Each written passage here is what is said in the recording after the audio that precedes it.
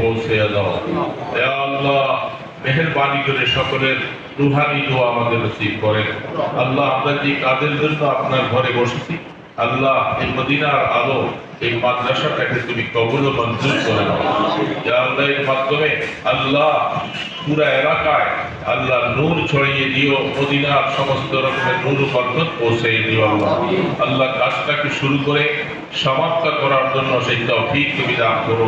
এর সাথে আমাদের সকলকে সম্পৃক্ত থেকে আল্লাহ আখিরাতের জন্য কিছু সামান কামাই করার তৌফিক দান করো ইয়া আল্লাহ। বিশেষ করে নারায়ণগঞ্জ শহর এই কাশীপুর এলাকাকে আল্লাহ তুমি দয়া করে মেহেরবানি করে সমস্ত রকমের খারাপি থেকে, আযাব গজব থেকে হেফাজত করে রাখো ইয়া আল্লাহ। সমাজে যারা আমরা বসবাস করছি আল্লাহ, আমাদের সকলকে ইসলামী চেতনাবোধ নসিব করে দাও।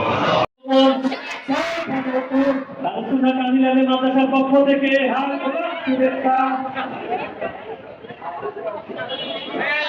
আমরা দেখছি যে জনপ্রতিনিধি মানে হচ্ছে জমিদার হয়ে বসে থাকতেন, তার সাথে এক ধরনের গুরুত্ব থাকতো জনগণের।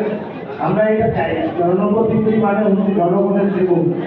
তিনি জনগণের আশেপাশে থাকবেন, জনগণের কাছে অ্যাভেলেবল থাকবেন, জনগণ তাকে দেখতে পারবে, শুনতে পারবে, কথা বলতে পারবে, তার দাবি দেওয়া জানাতে পারবে, তিনি তার কাজ করবেন। এটাই হচ্ছে জনপ্রতিনিধি, এটা আমরা মনে করি। তো ওই জায়গা থেকে আপনারা আমাকে দাওয়াত দিচ্ছেন, আমি আপনাদের আবারও আন্তরিক ধন্যবাদ জানাই। দারুসুল্লাহ মাদ্রাসা আমি এই এলাকায় চিন্তা করে আসছি নির্বাচনের আগে পরে, কিন্তু মাদ্রাসা আমার কখনো ঢোকা হয়নি আগে, আজকে মতো ঢুকলাম এবং আমি জানলাম যে এইটা এই আমাদের জেলার প্রথম কামিল মাদ্রাসা এবং এই ভবনটা প্রায় 50 বছরের অধিক সময় নিয়ে এই ভবনটা, এবং নতুন একটা ভবন হয়েছে, ওইটারও অনেক কাজ বাড়ছে। সবাইকে আমার আন্তরিক শুভেচ্ছা এবং সালাম। আসসালামু আলাইকুম। সবাই ভালো আছে? আমার নাম ঘোষণার সাথে সাথে কারেন্ট চলে ভালো ভালো। যাই হোক, আমাদের বেসিক্যালি আমরা যারা এনসিপি থেকে নির্বাচিত হয়েছি, আমরা অনেক বেশি কানেক্টেড শিক্ষার্থীদের সাথে। শিক্ষার্থীদের আশেপাশে থাকলে ভালো লাগে এবং আমাদেরকে মুরব্বীরা যখন দেখে, আমি ওদের একটা মেডিকেলে গেছি, পার্লামেন্টের মেডিকেল সেন্টার।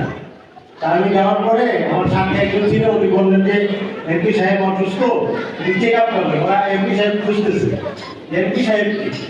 আমার দিকে মনে করতেছে না যে আমি এমপি সাহেব।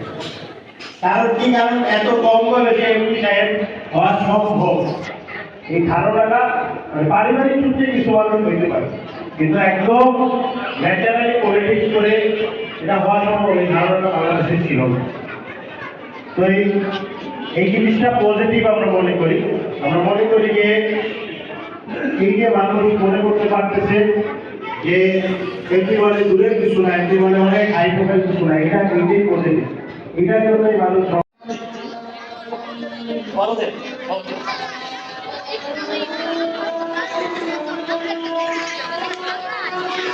এ পর্যায়ে বড়দের প্রস্তুত থাকবে মুরসালিন।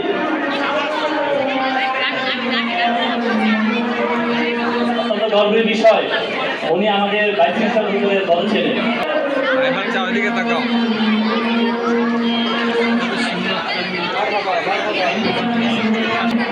সাফওয়ান দ্বিতীয়,